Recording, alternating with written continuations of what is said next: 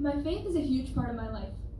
It means everything to me, and yet it's probably the part that I struggle with the most, even more than organic chemistry, and trust me, that's saying a lot.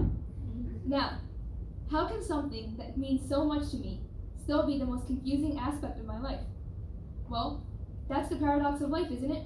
If I could answer that, I would know the secret to life, relationships, and my third oral midterm, which is tomorrow. But here's my attempt to answer my own question.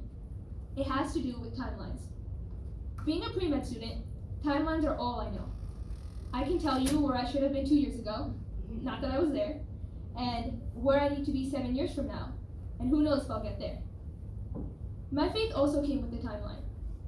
My parents immigrated from Pakistan to America with my older sister, and a few months later, I was born.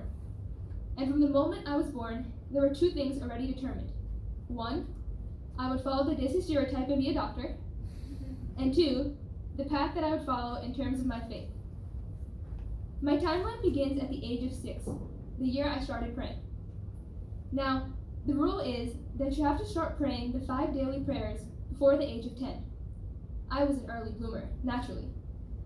No, that's the year my sister, who's 1 year older than me, started, and thus that's when I started. Now, I didn't find praying extremely difficult. I actually felt quite grown up. Granted though, getting me to wake up before sunrise was no easy feat. A lot of cold water required, and a perfectly good mattress ruined. And it also wasn't easy convincing a student at my elementary school that I wasn't praying to a rug, but God.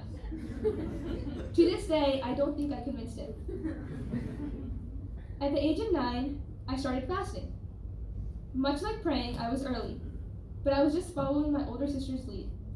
Now, Ramadan is a great time. Imagine the Muslim equivalent of Princeton Street life. Ironically speaking, you may be fasting the entire day, but you eat better in that 1 month than you do on a daily basis. Fasting, much like praying, wasn't extremely difficult for me. Much to my friends' disapproval, I don't eat much anyway, and I don't like water, so fasting wasn't extremely taxing. Not to mention, whenever I fasted, my mom would make me whatever I wanted to eat, so honestly, I was winning in that situation. Now, all jokes aside, fasting was definitely challenging when it coincided with school days, but it was a religious obligation, and I followed through with it as required.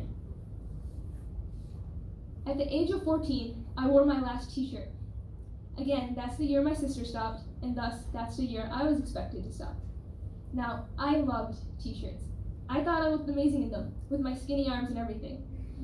And for some reason, they made me feel cool. Needless to say, I didn't have fashion since then, and I certainly don't now with my Adidas. Giving them up was hard. It was my entire wardrobe.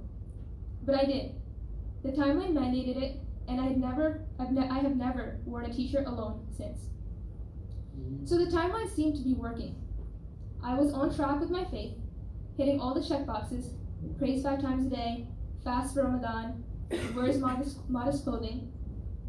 And then the time came for me to wear a hijab, my first year of college. But I didn't. I couldn't do it. It's what the timeline said. It's what my sister had done. It's what my parents expected. But it wasn't what I wanted. I had followed this timeline perfectly, done everything right, and yet there was always something missing, an internal desire to do these things. And thus, when it came time to say yes to wearing the hijab, I did it. Now, for the record, I also didn't say no. The word no does not exist in front of Disney immigrant parents, or you don't exist. Thus, I just didn't say anything. And so, I started my college career without a hijab, and in a way, without a timeline to continue guiding me. My relationship with my faith is much different now, but that's not a bad thing, at least for me. I genuinely think my parents are still waiting for me to just randomly wake up one day and surprise them, replace the hat with the hijab. Sadly, they're disappointed every time. For the record though, I may not wear a hijab, but I still fast for Ramadan, my only taste for Princeton nightlife. I still don't wear short sleeves. Sadly, I will never know how good I could have looked in an Adidas t-shirt. And I still pray 5 times a day. In fact, prayer is the only thing that can get me to leave my home in Firestone. The major difference now is that rather than blindly following the path laid out for me, I'm trying to carve my own path. trying to understand why I do the things I do. Understanding doesn't come easy though, and sometimes my viewpoints clash with religious mandates, but in the end, I come out better for it, more informed, more reflective. My faith in God has not diminished. In fact, it's grown stronger. I still believe everything happens for a reason, still believe in my cliche Tumblr quotes, and before each exam, after having tried to cram for it in the short time I have, like I'm about to do for Orgo, I still pray to God to save my grade, and I'm still here, still pre-med, so it's working. My decision to deviate from the timeline was not a refusal of my religion, but rather the first step towards affirming my own faith. I am not saying no to ever wearing the hijab. Rather, I'm saying that when I'm ready, and when I have the internal desire to do so, I will do it. The choice needs to be mine. My relationship to my faith has to be my own, and I intend for it to be. Thank you.